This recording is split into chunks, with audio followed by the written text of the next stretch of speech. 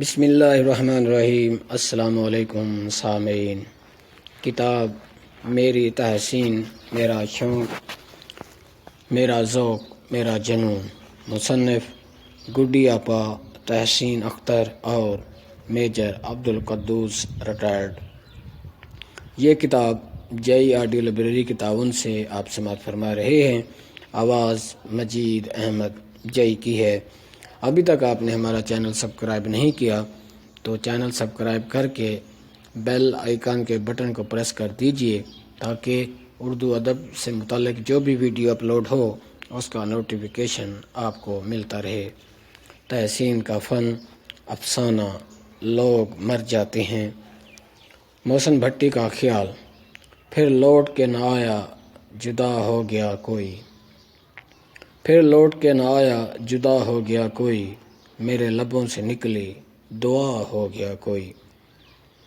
ٹھنڈی ٹھنڈی ہوا صبح نو کا پتہ دے رہی تھی۔ نیلے شفاف آسمان پر کہیں کہیں بادل ٹھہرے ہوئے تھے۔ کاشف کالج کے لیے تیار ہو رہا تھا۔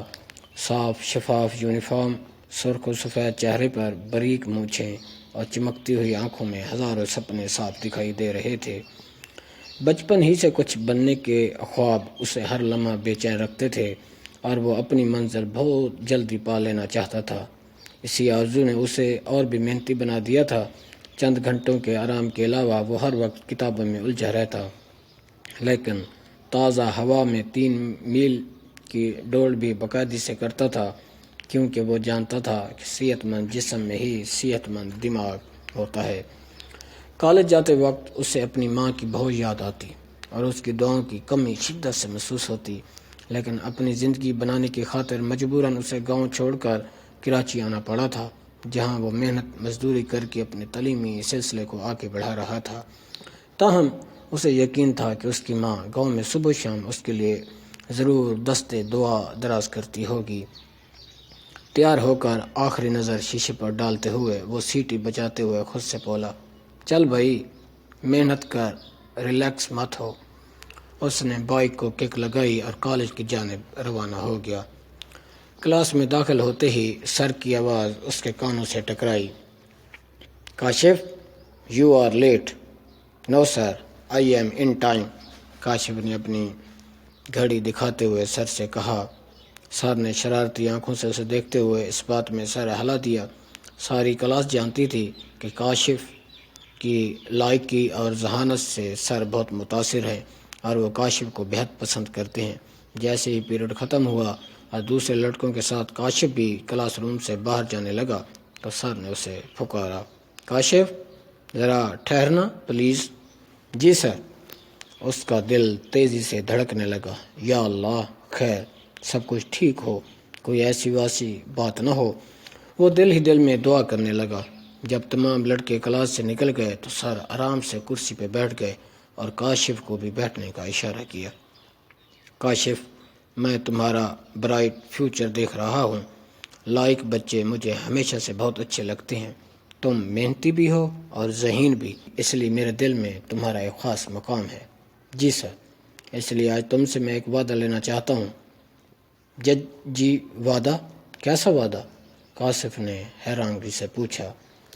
یہی کہ تم کسی بھی آرمیڈ فورس میں اپلائی ضرور کرو اور کمیشنڈ آفیسر بنو۔ اگر تم اس میں کامیاب رہے تو میں تمہیں اپنا بیٹا بنا لوں گا، مطلب اپنی چہیتی بیٹی کی شادی تم سے کر دوں گا۔ شادی کا لفظ سن کر کاشف کے کان سرخ ہو گئے۔ جی سر، میں کوشش کروں گا۔ دیکھو، تم اپلائی ضرور کرنا، اللہ تمہاری مدد کرے گا۔ آج سے مزید محنت کرنا شروع کر دو، میں تمہارا منتظر رہوں گا۔ تھینک یو سر، یہ آپ کا حسن نظر ہے کہ آپ کو مجھ پر اتنا اعتماد ہے۔ میں آپ کے اعتماد پر پورا اترنے کی کوشش کروں گا۔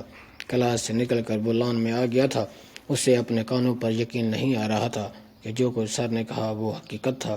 اس کا جی چاہ رہا تھا کہ نیلے آسمان پر سفید کبوتروں کے ساتھ اڑتا پھرے اور اتنی بلندی پر چلا جائے کہ واپس زمین پر نہ آئے۔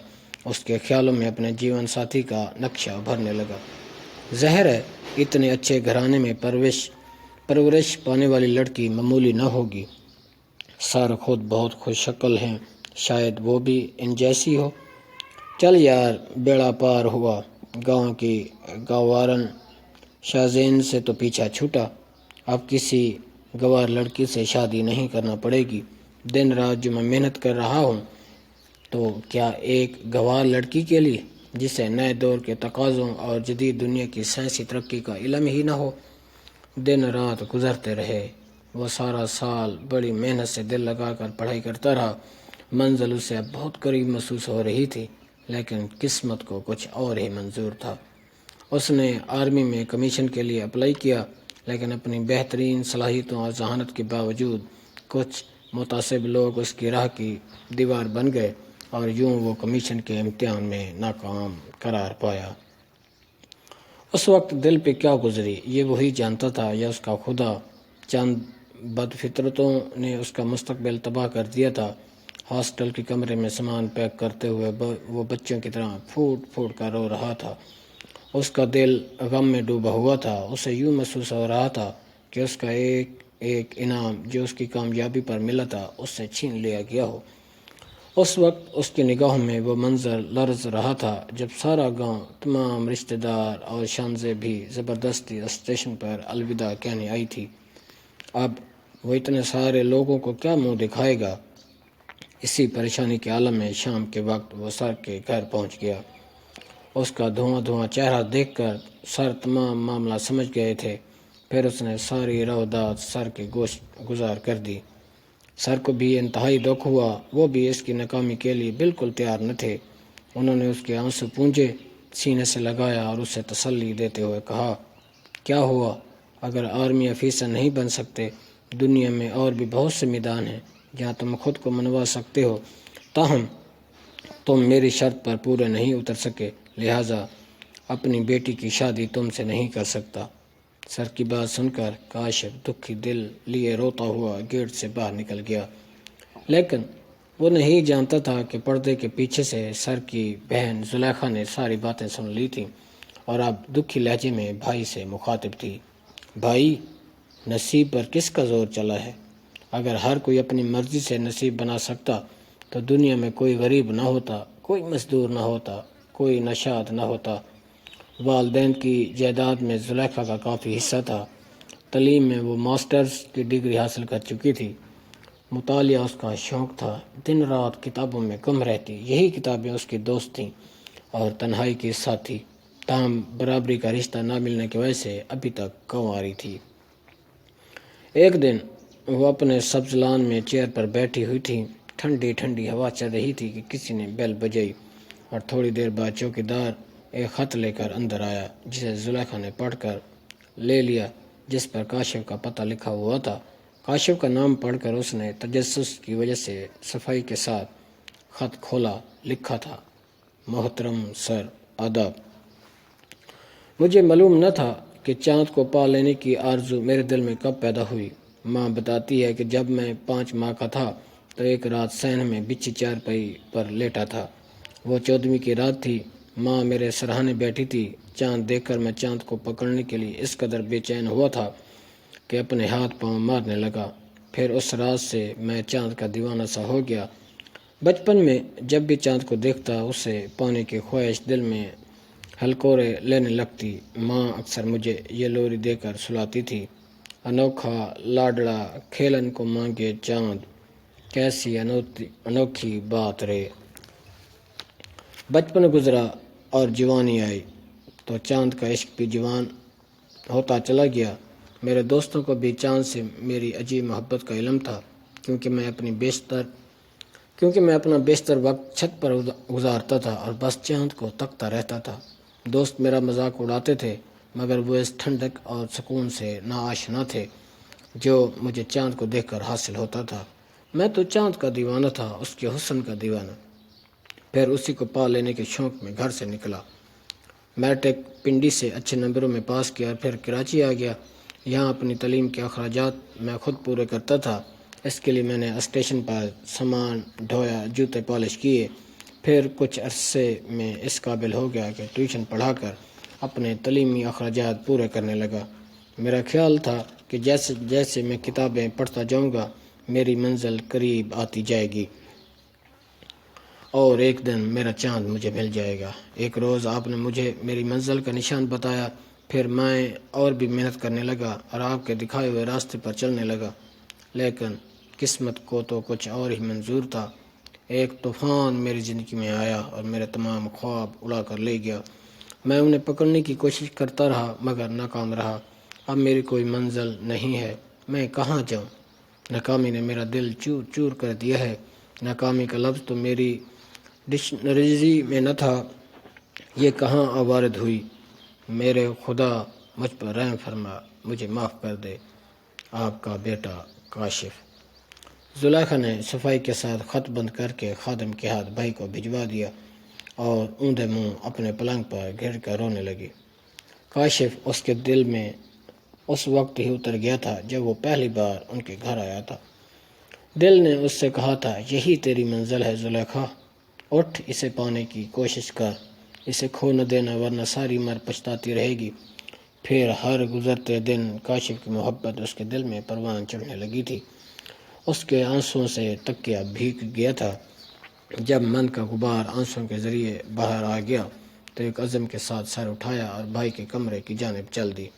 بھائی بھی آزردہ سی ایزی چیئر پہ آنکھیں موندے بیٹھے تھے۔ بھائی جان، میں کاشف سے شادی کرنا چاہتی ہوں۔ اس نے اپنی تمام تر ہمت جمع کر کے یہ جملہ کہا تھا۔ کیا؟ مگر یہ کیسے ہو سکتا ہے؟ میں جس کو اپنی بیٹی نہیں دے سکتا تو بہن کیسے دے سکتا ہوں؟ میرے لیے تم دونوں میں کوئی فرق نہیں، تم یہ خیال چھوڑ دو۔ نہیں بھیا، اس خیال کو چھوڑ نہیں سکتی، اس نے قطعت سے کہا۔ اگر تمہاری یہی مرضی ہے تو پھر اسے تلاش کرتا ہوں، اگر مل گیا تو تمہارا نصیب۔ پھر پروفیسر صاحب نے اسے کہاں کہاں تلاش نہیں کیا۔ خط پر دیے ہوئے پتے پر وہ لاہور گئے۔ وہاں اس کے دوستوں سے پتہ چلا کہ وہ پنڈی میں ہے، مگر وہاں بھی اس کا کوئی پتہ نہیں چل سکا۔ اتنی دوڑ دھوپ کرنے کے باوجود پروفیسر کو اس کا کہیں سراغ نہ ملا تو وہ واپس گھر لوٹ آیا، جہاں زلیخا انتہائی بے چینی سے منتظر تھی۔ زلیخا عبادت گزار، خوش گفتار، گھنے گنگرالے بالوں والی سرخ و سفید رنگت کی مالک تھی۔ درمیانہ قد کی اعلیٰ ذوق رکھنے والی جو اس کے پہناوے میں نظر آتا تھا۔ اس کا خیال تھا کہ کاشف بھائی کے ساتھ ہی آئے گا۔ وہ اس وقت اپنے کمرے میں بیکل ہوئی جا رہی تھی۔ اس کا کمرہ سجاوٹ کے لحاظ سے اعلیٰ ذوق کا نمونہ تھا۔ در و دیوار پر کریم کلر کے زمین کو چھوتے ہوئے گف پردے، ایک کونے میں خوبصورت گملوں میں بڑے بڑے مصنوعی پتوں والے پودے جس میں سرخ و پیلے رنگ کے گول گول مصنوعی فروٹ چمک رہے تھے جو کمرے کے حسن کو چار چاند لگا رہے تھے۔ ایک طرف دیوار پر سنہری فریم میں زلیخا کی خوبصورت تصویر آویزاں تھی، جس کے ساتھ کتابوں کی خوبصورت شلف لگی ہوئی تھی، جس میں کتابیں انتہائی نفاست سے سجی ہوئی تھیں۔ شلف کے عین مقابل دیوار گیری سنہری فریم والا قد آدم آئینہ تھا، جس میں دیکھنے والا اپنا سر تا پا جائزہ بخوبی لے سکتا تھا۔ کمرے کے وسط میں بچھے ڈبل بیڈ پر نیم دراز زلیخا کالی اور کریم کلر کی فراخ نما قمیض میں ملبوس تھی، جس کے بازوؤں پر آف وائٹ لیس اور سامنے کی طرف ہم رنگ کے بڑے بڑے بٹن لگے ہوئے تھے۔ اس کے گلے میں سونے کی چین اور کانوں میں سنہری بالے اس کے حسن کی دلکشی میں اضافہ کر رہے تھے، جبکہ اس کی گوری گوری باہوں میں سرخ و کالی چوڑیاں کھنکھنا رہی تھیں۔ تاہم ان سب چہروں سے بے نیاز وہ بے قراری سے اپنے یوسف کا انتظار کر رہی تھی کہ اچانک بھائی کمرے میں داخل ہوئے اور زلیخا قدموں کی چاپ سنتے ہی اٹھ کر بیٹھ گئی تھی۔ اس وقت پروفیسر صاحب کو اپنی بہن پر بے طرح ترس آیا، جبکہ بھائی کو دیکھ کر زلیخا کی آنکھوں میں یک لخت ہی بہت سے سوال جھلبلا اٹھے تھے۔ پروفیسر صاحب کو بہن کی بے قراری کا اندازہ تھا، اس لیے وہ ہمت نہیں کر پا رہے تھے کہ کاشف کے نہ ملنے کی خبر کس طرح بہن کو سنائے۔ تاہم انہوں نے اپنا تمام تر حوصلہ جمع کیا اور بولے، زلیخا بیٹے، میں نے کاشف کو بہت تلاش کیا، پنڈی، لاہور، ہر جگہ چھان مارا، مگر اس کا کہیں پتہ نہ چل سکا اور میں مایوس ہو کر واپس لوٹ آیا ہوں۔ جانے کہاں چلا گیا ہے وہ۔ شاید اپنے مستقبل سے حد درجے مایوس ہو کر کہیں دور نکل گیا ہے۔ بھائی کی باتیں زلیخا کے دل پر نشتر ہی چبھو رہی تھیں۔ اس کا سر چکرایا، دل تیزی سے دھڑکنے لگا، ہاتھ پاؤں ٹھنڈے ہو گئے، ماتھے کی شریانیں ابھر آئیں اور وہ کاشف کاشف پکارتی ہوئی زمین پر ڈھہ گئی۔ پروفیسر صاحب گھبراتے ہوئے تیزی سے اسے سنبھالنے کے لیے آگے بڑھے اور وہ گرتے گرتے ان کے بازو میں جھول گئی۔ زلیخا، زلیخا، کیا ہوا تمہیں؟ پروفیسر صاحب اسے پکار رہے تھے مگر اب وہ وہاں کچھ نہیں بچا تھا۔ زلیخا کا جسم ان کے ہاتھ میں تھا مگر روح پرواز کر چکی تھی اور پھر لمحے بھر میں گھر سوگ میں تبدیل ہو گیا۔ گھر کے تمام افراد کی آنکھیں اس اندوناک صدمے پر اشکبار تھیں۔ بچے اپنی حسین پھپھو کے یوں دنیا سے رخصت ہونے پر تڑپ کر رہ گئے تھے۔ گھر کے ملازم اس کے حسن سلوک کو یاد کر کے زار و قطار رو رہے تھے اور پروفیسر اپنی چہیتی بہن کی آرزو پوری نہ کرنے کے صدمے سے دوچار تھے۔ مگر شاید قدرت کو یہی منظور تھا۔ اللہ نے اسے مزید رونے تڑپنے سے بچا لیا تھا۔ اگر وہ زندہ رہتی تو نہ جانے اپنے یوسف کے بغیر کیسے زندگی گزارتی، لوگوں کے مذاق کا نشانہ بنتی یا پاگل ہو کر سلاخوں کے پیچھے دھکیل دی جاتی یا پھر تمام عمر محو انتظار رہتی یا اپنے باپ دادا کی عزت نیلام کرنے والی کہلاتی، کیونکہ یہ مردوں کا معاشرہ ہے۔ یہاں مرد آرام سے کسی بازاری حسن کو بھی گھر لا سکتے تھے مگر عورت اگر پسند کا بھی یہ مردوں کا معاشرہ ہے۔ یہاں مرد آرام سے کسی بازاری حسن کو بھی گھر لا سکتا ہے مگر عورت اگر پسند کا بھی اظہار کر دے تو باپ دادا کی عزت کو نیلام کرنے والی قرار دے کر قتل کر دی جاتی ہے۔ یہ افسانہ JERD لائبریری کے تعاون سے آپ سماعت فرما رہے ہیں۔ آواز مجید احمد جوتی ہے۔ ابھی تک آپ نے ہمارا چینل سبسکرائب نہیں کیا تو چینل کو سبسکرائب کر کے بیل آئیکن کے بٹن کو پریس کر دیجیے تاکہ اردو ادب سے متعلق جو بھی نئی ویڈیو آئے اس کا نوٹیفیکیشن آپ کو ملتا رہے۔ بہرحال زلیخا ہر دکھ پریشانی سے چھٹکارا پا کر منو مٹی تلے جا سوئی تھی۔ تاہم پروفیسر صاحب نے کاشف کو زلیخا کی موت کی اطلاع دینا ضروری سمجھا، چنانچہ انہوں نے اسے ایک خط لکھا۔ کاشف بیٹے، پیار، اگر میں اپنے جذبات کا اظہار نہ کروں تو خود کو زندگی بھر تمہارا مجرم گردانتا رہوں گا۔ وہ چاند جسے شاید تم زندگی بھر پانے کے لیے کوشاں رہے، حیرت ہے وہ بھی تمہیں پانے کے لیے میرے آنگن میں پنپتا رہا اور مجھے خبر تک نہ ہوئی اور تمہیں بھی خبر نہ ہوئی۔ میں نے زلیخا کی آنکھوں میں تمہارے لیے بے پناہ محبت دیکھتے ہوئے تمہیں بہت تلاش کیا لیکن تم نہیں ملے۔ اس چاند نے تمہیں پا لینے کی ٹھان لی تھی۔ جب اسے تمہارے نہ ملنے کی خبر دی تو اس صدمے کو وہ برداشت نہ کر سکی۔ زلیخا میری اکلوتی بہن جو تمہیں پانا چاہتی تھی، پردے کے پیچھے تمہاری ساری روداد سن چکی تھی، تمہیں اپنی منزل جان چکی تھی، تمہاری منزل بننے کو تیار ہو چکی تھی، تمہیں ڈوبتے ہوئے کو سہارا دینا چاہتی تھی، ایک قابل انسان کو برباد ہونے سے بچانا چاہتی تھی۔ وہ تمہاری جدائی برداشت نہ کر سکی اور تمہاری زلیخا اپنے یوسف کو پائے بغیر اس دنیا سے رخصت ہو گئی۔ ہو سکے تو تم چلے آؤ۔ خط پڑھتے ہی کاشف کے ہوش اڑ گئے۔ یا الہی، یہ کیا ماجرا ہے؟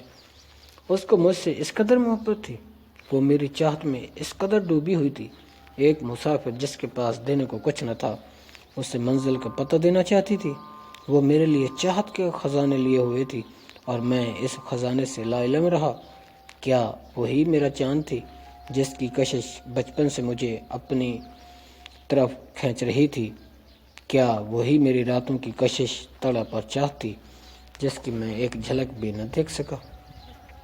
کاشف خط ملتے ہی فوراً کراچی آ گیا اور زندگی کے مسائل سے لڑنے والا، کبھی نہ ہار ماننے والا، کبھی اشک نہ بہانے والا، زلیخا کی قبر پر اس قدر رویا کہ آنسو پہ ختم ہو گئے تھے۔ وہ ہرما نصیب جسے اس نے دیکھا تک نہ تھا اس کی خاطر جان سے گزر گئی تھی۔ کاشف کا ایک ایک لمحہ کرب اور اذیت میں گزر رہا تھا۔ اس کا جی چاہ رہا تھا کسی نشے میں خود کو گھول کر تمام غموں سے بیگانہ ہو جائے، لیکن اس کے اندر کے انسان نے اسے سنبھالا کہ وہ بزدل نہیں تھا، کیونکہ ایسی راہیں تو بزدل اختیار کرتے ہیں۔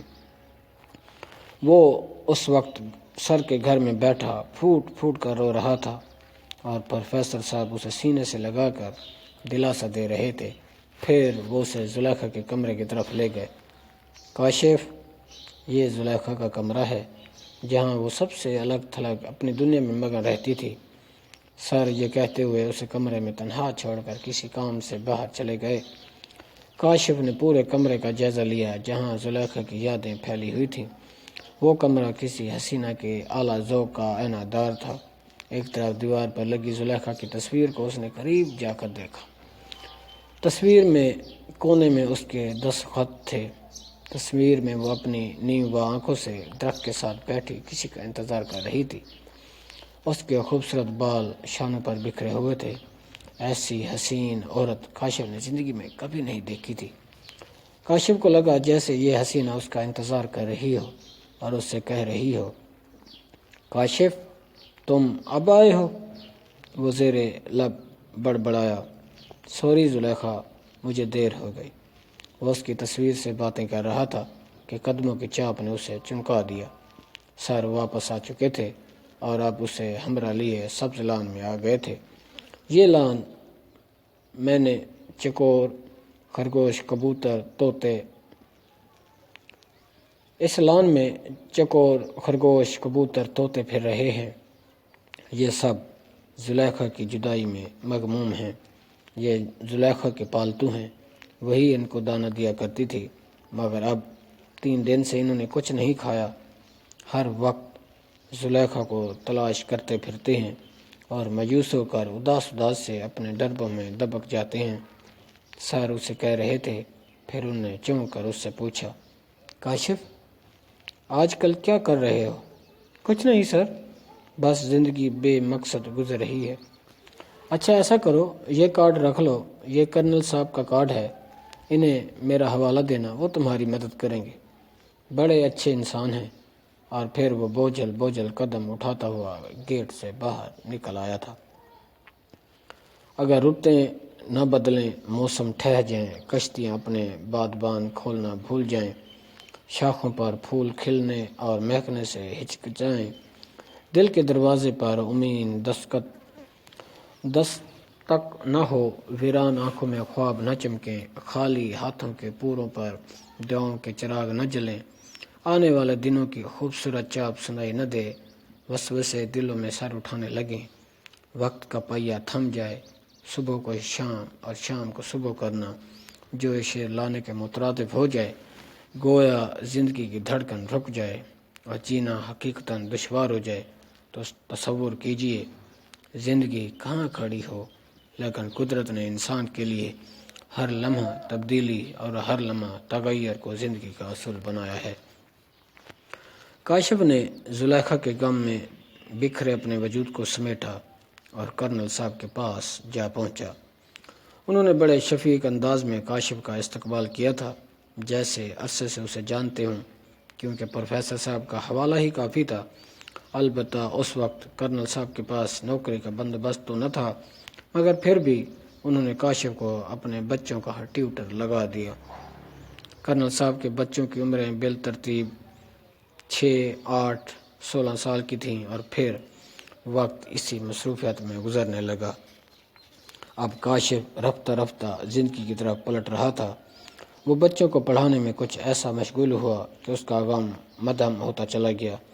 بچے بھی اس سے گھل مل گئے تھے، خاص طور پر 16 سالہ سونیا تو اس کی گرویدہ تھی۔ وہ اکثر بچگانہ حرکتیں کرتی تھی اور کاشف اسے نظر انداز کر دیتا تھا۔ ایک روز سونیا نے کاشف کو جو کتاب دی، اس میں سرخ گلاب کے پھول دیکھ کر وہ حیران رہ گیا۔ تاہم یہ سوچ کر کہ بچی ہے، سرخ گلاب کے معنی کو کیا جانے، اس نے اگنور کر دیا۔ امتحانات قریب آ رہے تھے اور پڑھانے کو وقت بھی زیادہ دینا پڑ رہا تھا، مگر سونے کی بچگانہ حرکتوں سے کاشف عاجز آ چکا تھا تاہم سونے کی حرکتوں سے آج اسے براؤن بالوں والی پھپھو کی بیٹی شانزے بہت یاد آئی تھی۔ وہ تتلی کی طرح اس کے ارد گرد گھومتی رہتی، اس کا ہر کام کرتی، اسے کھانا لا کر دیتی، چائے دیتی، جبکہ کاشف کو اسے دیکھتے ہی غصہ آ جاتا، اسے موٹی موٹی آنکھوں سے گھورنے لگتا اور غصے سے کہتا، تجھے اور کوئی کام نہیں سوائے میرے ارد گرد منڈلانے کے؟ تو میرا کام نہیں کیا کر موٹی کہیں کی گپی۔ اور وہ شکایتاً ماں یعنی اپنی ممانی سے کہتی، مما دیکھو کاشف مجھے گپی کہتا ہے۔ ماں خدا قسم اسے کہہ کر یہ میرا کام نہ کیا کرے، جیسے یہ میرے سامنے آتی ہے مجھے بہت غصہ آتا ہے۔ بیٹا یہ تمہاری بہن ہے، شوق سے تمہارا کام کرتی ہے، تم کیوں خفا ہوتے ہو؟ ماں ان دونوں کی نوک جھونک سے محفوظ ہوتی تھی۔ ایک روز اس نے کاشف سے شکوہ کرتے ہوئے کہا تھا، تجھے میری آنکھوں میں آنسو کیوں نظر نہیں آتے؟ حالانکہ میں تو دور ہی سے تیرے چہرے کی لکیریں پڑھ لیتی ہوں۔ دیوانی کہیں کی، اس نے جواباً مسکراتے ہوئے کہا۔ کہیں کی نہیں تیری، وہ زیر لب مسکرائی۔ یار کہاں گم ہے؟ اپنے دوست عمر کی آواز پر وہ چونک پڑا اور ماضی کے خیالات سے نکل آیا۔ عمر یار ایک مسئلہ ہے۔ کیا؟ عمر ہمتاً گوش ہو گیا۔ یار سونیا مجھ میں بہت دلچسپی لینے لگی ہے، مجھے اس کی حرکتوں سے بہت ڈر لگتا ہے، وہ میرے موسم کی بیٹی ہے یار۔ واؤ یار کاشف، تجھے تو زندگی بنانے کا سنہری موقع ملا ہے، بنا لے اپنی زندگی، کب تک بھٹکے گا؟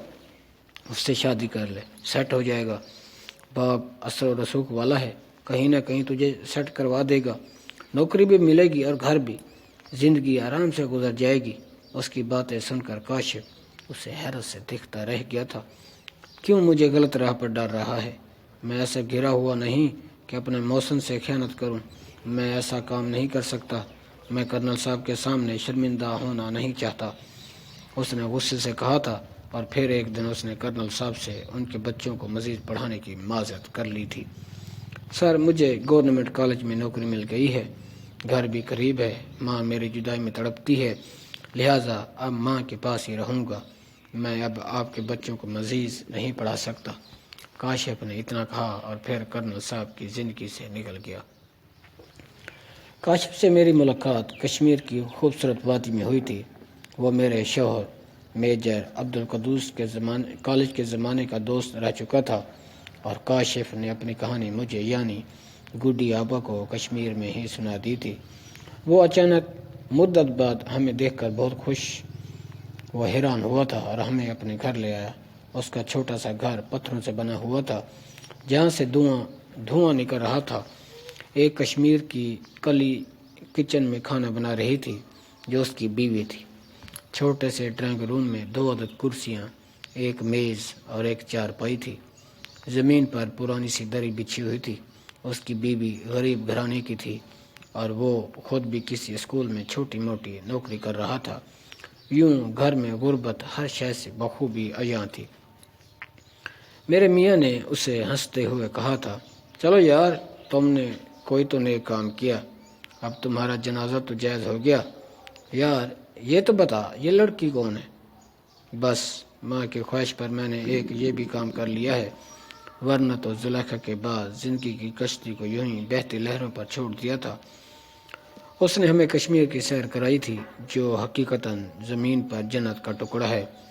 پہاڑوں سے بہتے جھرنے، رسیوں اور تختوں سے بنا جھولتا پل جس کے اوپر سے لوگ ادھر ادھر جاتے تھے۔ عورتیں بہتے ہوئے پانی میں کپڑے دھو رہی تھیں تو جانور نہا رہے تھے۔ کہیں پانی گھاگروں میں بھر کر لے جایا جا رہا تھا۔ کاشف ہمیں ایک بڑے جھرنے پر لے گیا جو اونچے اونچے سبز پہاڑوں سے بہتا ہوا نیچے آ رہا تھا۔ اس جھرنے کے گرنے کا منظر انتہائی دلکش تھا۔ ہم نے کاشف کے گھر میں 2 دن گزارے۔ وہ لمحے ہماری زندگی کے یادگار لمحے بن گئے تھے، اور پھر قدرت کی کبریائی کو سراہتے ہوئے ہم اپنے گھر پنڈی واپس لوٹ آئے تھے۔ پھر ہماری زندگی کے کئی برس گزر گئے، کاشف کے پاس جانے کا اتفاق نہیں ہو سکا۔ پھر ایک دن کاشف اپنی بیٹی، بیٹے اور بیوی کے ہمراہ پنڈی ہمارے گھر آیا۔ ہم ان سب کو دیکھ کر بہت خوش ہوئے۔ میرے میاں میجر صاحب بچی کو پیار کرتے ہوئے بولے، یار یہ اپنی ماں پر تو نہیں گئی؟ ہاں، یہ میرے دل کی صورت پر گئی ہے۔ میں اسے پا کر بہت خوش ہوں، یہ مجھے بہت عزیز ہے۔ اس میں مجھے زلیخا کی شبیہ نظر آتی ہے۔ کاشف چند دن ہمارے گھر ٹھہرا اور پھر واپس کشمیر چلا گیا۔ پھر وقت تیزی سے گزر گیا اور اپنے ساتھ زندگی کی کئی برس بہا کر لے گیا۔ 2005 عیسوی میں کشمیر میں شدید زلزلہ آیا۔ اس خبر پر ہم دونوں میاں بیوی تڑپ کر رہ گئے۔ یا اللہ! خیر، میرے میاں کے منہ سے بے ساختہ نکلا تھا۔ انہیں ایک پل کے لیے چین نہ تھا۔ مختلف جگہوں سے متاثرین کا پتہ کروایا، معلوم ہوا کاشف فوت ہو گیا ہے، مگر زلزلے میں نہیں بلکہ اپنی طبعی موت کے ذریعے مالک حقیقی سے جا ملا تھا۔ لیکن ہمیں اس کے بیوی بچوں کے بارے میں کوئی خبر نہیں مل سکی۔ خدا جانے وہ زندہ بھی تھے یا پھر قیامت خیز زلزلے کی نظر ہو چکے تھے۔ بہرحال کاشف کی موت کا سن کر اس کی ساری زندگی ہماری آنکھوں میں گھومتی رہی۔ گاؤں گاؤں پھرا، مسافر کی مصدق، دوستی نبھانے والا کیا جانتا تھا کہ اس کی بہن گڈی آپا اس کی سچی کہانی لکھے گی۔ اللہ اسے کروٹ کروٹ جنت نصیب کرے، آمین۔ آپ بھی اس کے لیے دعائیں مغفرت کریں۔ یہ کہانی جے آڈیو لائبریری کے تعاون سے آپ سماعت فرما رہے تھے۔ آواز مجید احمد جے کی تھی۔ اللہ حافظ۔